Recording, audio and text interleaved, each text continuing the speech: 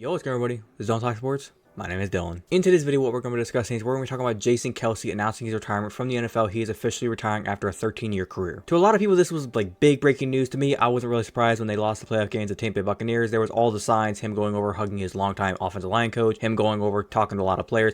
You kind of could tell, and then for following the game, whenever they had him and his brother Travis Kelce had their podcast, New Heights, he was talking in the podcast, and you saw him getting emotional. You kind of knew it was going to happen eventually. There was some speculation of if he would play one more year, maybe go one more ride this year, go try to ride off in the sunset. Maybe he'd go back, try and get back to another Super Bowl. But I think he kind of knew, his body knew, and his wife, and he had a lot of discussion with his family, and he pretty much ultimately decided it's time. I'm going to retire now. So I wanted to do in this video is I kind of want to talk about his career, kind of everything that he's done in the NFL, the Hall of Famer that he is. In 5 years, that man's going to be first ballot Hall of Famer for sure. And then by the end, kind of give my opinion on what do I think he should do afterwards, because people have talked about speculating if he's going to be going and working with the Amazon Prime crew on Thursday Night Football. Could he possibly go work in TV, maybe call games for Fox, CBS, etc., or is he just going to go be a family man, go enjoy time with his wife and kids? So without further ado, I'm going to get straight into this. If you're going to enjoy it, as always, make sure you go drop a like onto this video. Be very much appreciated if you do so. But without further ado, let's get into it.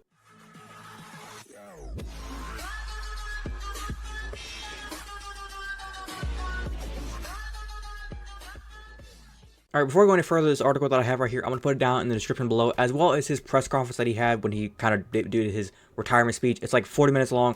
It's a long one. It's emotional. I'm not going to lie, I kind of teared up a little bit because it was sad. I'll put that in the description below, so if you want to go check either one of those out, feel free to do so. But like I said, a 13-year career. He's 36 years old now, 6th round selection back in 2011. Nobody thought he would at that time, nobody thought he was going to be anything like he is today, being such a legend, it's just a great player. First team All-Pro 6 times in his entire career.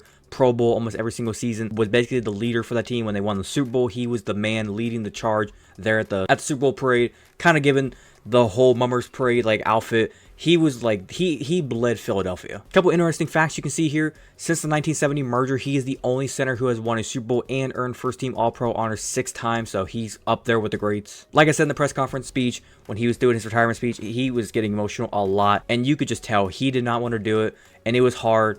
I would say about like the whole speech, like I said, it was about 40 minutes long, but about like 35 minutes of it was probably actually him talking, maybe 30 minutes. The rest of it was him tearing up, and understandably so. It's emotional. He's stepping away from something, and I saw a lot of people in the comments, and I want to get this off my chest. There was a lot of people, and any of you that are going to say this in the comments of this video or any video that's talking about Jason Kelce retiring, there were people saying, why are you crying? You're done playing football. Why are you so sad? No, you act like somebody died. People, when you step away from the game, a childhood game that you grew up playing and you've loved, and you put all your heart, your sweat, your tears, your blood, everything into the sport, and you have to step away and you can't play anymore, it sucks. I just want to get that off my chest. But moving on, a couple other things about him. It says here, Kelce is the 5th center in NFL history with at least 6 All-Pro selections. The other 4 were Jim Otto, Bulldog Turner, Dermontti Dawson, and Jim Ringo, who are all in the Pro Football Hall of Fame, which Jason Kelce, like I said, if he's not in Canton in the year 2029 or 2028, whatever the year is that he can go in,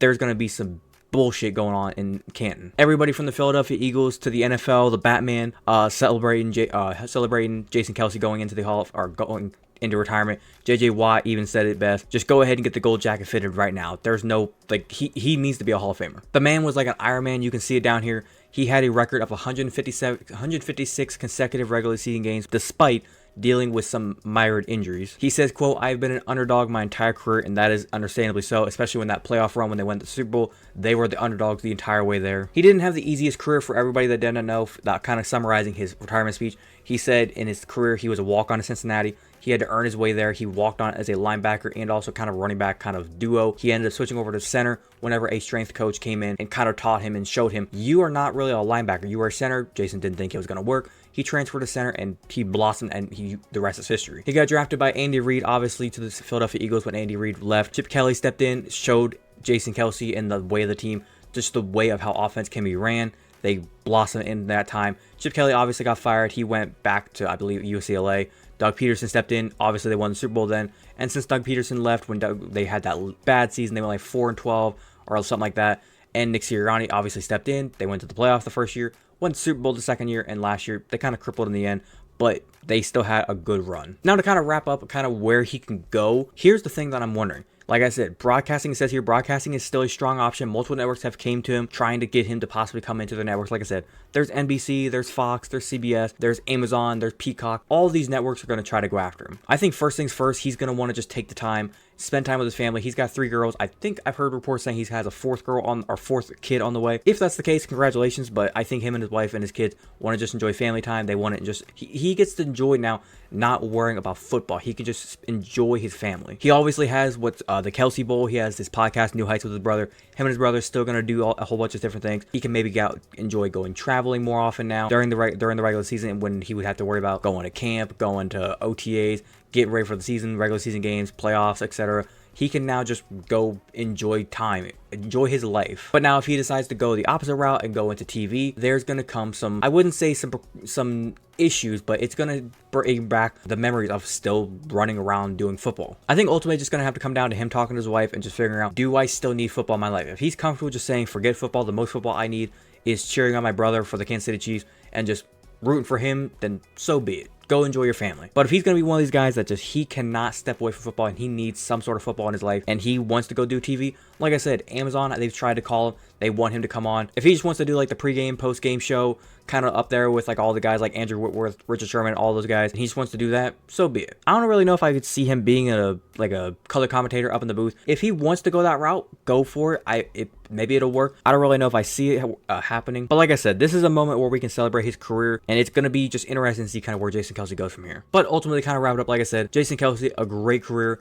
He's got a great family, great support system. His parents, they raised one hell of a kid. He's going to go do what he thinks is best. Whether, like I said, it's broadcasting, family life, rooting for his brother, whatever it may be, he's going to have to figure it out on his own. He's going to take the summer, I think, and just kind of figure it out. But time will tell, and we'll see what he decides to do in the future. But other than that, I'm going to wrap it up there. Hopefully you guys did go to enjoy today's video. If you did enjoy, as always, make sure you guys drop a like on today's video. Be very much appreciated if you do so. If you wanted to watch the entirety of today's video, thank you very much. And like I said, if you have a different opinion, do you think Jason Kelce should have not retired? Should have retired? What do you think about him retiring? Let me know down in the comment section down below what you think about the whole thing. If you're a fan of the content that I do post here and you want to go and hit that big red subscribe button, feel free to do so. And do not forget to hit that little notification bell to be notified second I post. But without further ado, this has been Donald Talk Sports. Have a great day. Peace.